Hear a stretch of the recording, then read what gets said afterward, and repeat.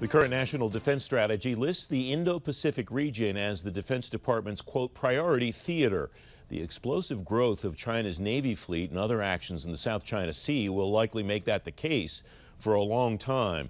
Lindsey Ford's a fellow at the Brookings Institution. She's writing about the Indo-Pacific defense strategy for the Center for a New American Security. Lindsey, welcome. Thanks for coming on the program. We chatted a little bit before we went on the air about what we call where we are with China. Some folks call it a Cold War.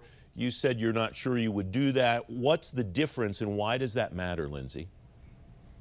Well, I think the main differences that I would argue between the Cold War and where we are with China, which I would term more competition, and that's the way that the National Defense Strategy talks about as strategic competition, is one, I think, the aim of what we're trying to do. The Cold War was really about the fact that the United States assessed that Russia had come to a place where it believed that the United States and the USSR couldn't coexist.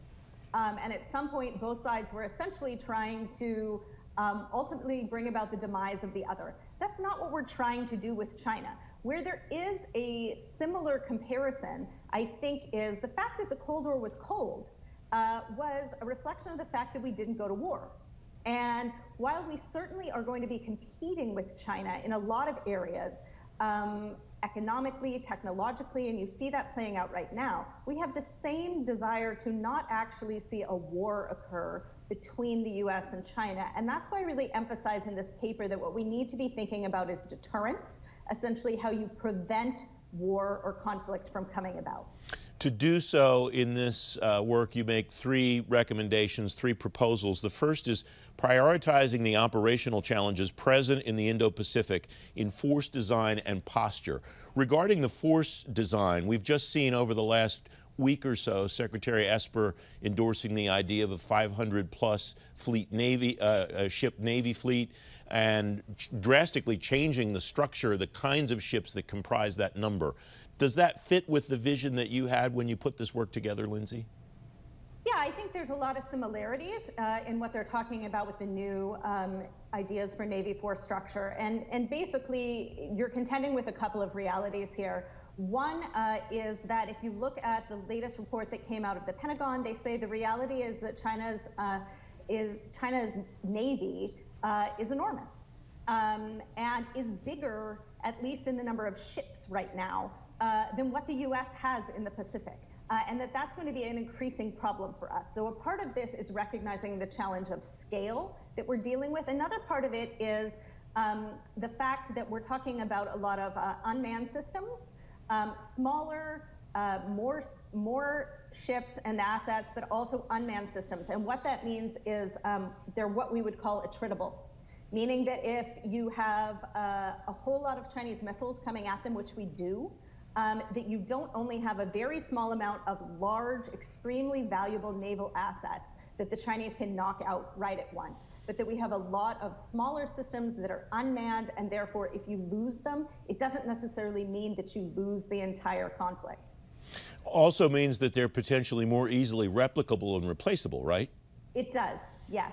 So that you can manufacture them at scale, hopefully more cheaply, and at a faster pace.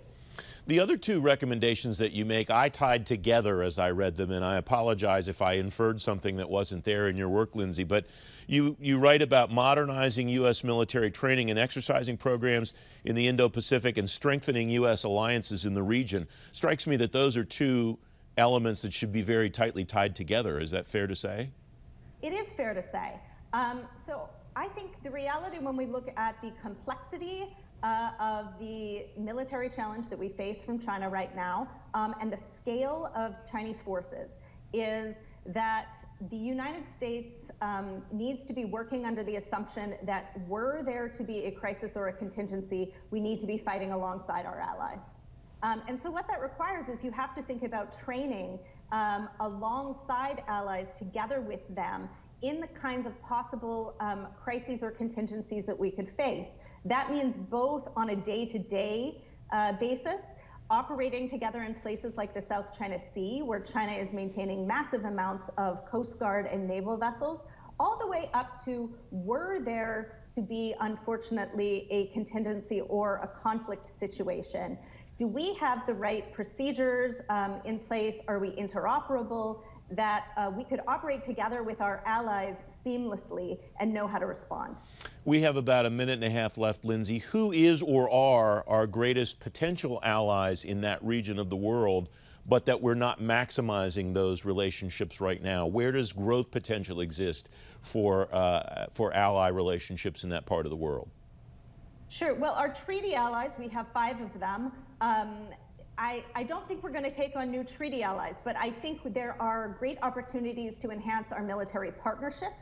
And I would say there that I think India is one country where we really have a rapidly growing defense relationship that I think will be much more promising in the future.